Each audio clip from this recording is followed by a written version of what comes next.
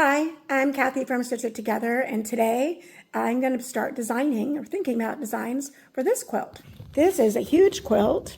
It was sent to me by my Aunt Deanna, and it is 100% made by hand. And the blocks themselves are 15.5 inches, and it is a big quilt. Again, it's got 3 borders. It's about 102 by 87 inches. So it's a pretty big quilt. Some of the things that I'm thinking about with this block are, since it's right at 15.5 inches, I was thinking about, well, do I want to find a pattern that is a Dresden plate like this, right?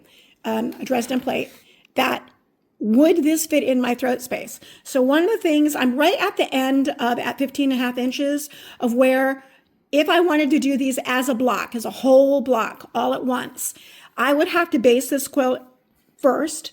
And then the whole thing, the left, the right, across the middle, all the way up and down the quilt. And I would need to measure how much throat space do I have at the end of the quilt so that I didn't commit myself to doing a whole 15.5 inch space and then not have 15.5 inches left in my throat space when I get to the end of the quilt. And 15.5 is about where I would roughly be, like that's the end of my throat space. So I would absolutely need to base this and measure first just to be sure that if that's the direction I went, that I would have that throat space. So I may or may not. That would inform me an awful lot. But here's the other thing that I'm considering when I'm about to do, consider a block, like just finding a block that has a Dresden plate. What I noticed about these quilts is I don't know that I can actually do that. And this is why. So while the blocks themselves are pretty consistently 15.5 inches, the rotation of the blocks isn't consistent. So what do I mean by that? So on this block, the petals, this is right at 12 o'clock. So this is pretty there are 20 petals in each Dresden plate, but the orientation of this one, there's one that's straight up and down at 12 o'clock. But then that's not the case with some of the other blocks.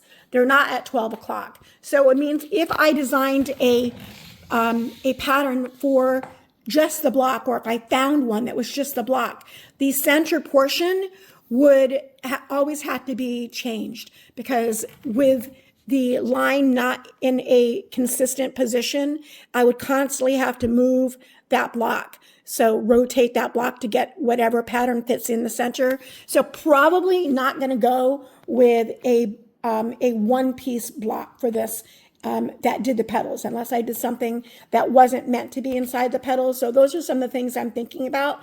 The other thing I am thinking about is when you zoom back out and you see what they look like together, you have this opportunity right here in the blocks that I could perhaps put some kind of design that meets like that. So again, if I was doing blocks, I have to realize that the 4 corners are going to make that secondary pattern right there in the middle.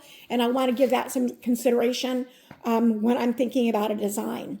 So some of the things that I'm thinking about is the gold borders and corners are kind of a no-brainer. I'll definitely be doing some kind of border. I don't know if I'll combine some of them together, but I could always do 3 borders, and that's very easy in gold borders and corners. So I don't feel like that's the challenge.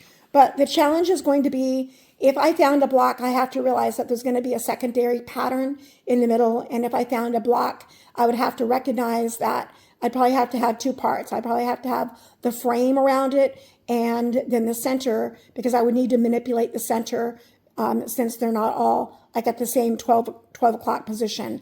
I would have to do some manipulating in that. The other thing that I'm giving thought to is maybe just doing an edge-to-edge design in the background and using pattern eclipse, and then a separate design for the Dresden plates themselves. So that's also something that I'm considering. I don't know what I'll do yet, but the very next step for me is going to be to base this quilt with a batting on it and measure my throat space, because that will let me know whether I could actually even consider a block design in a frame, if it fits in my throat space or not.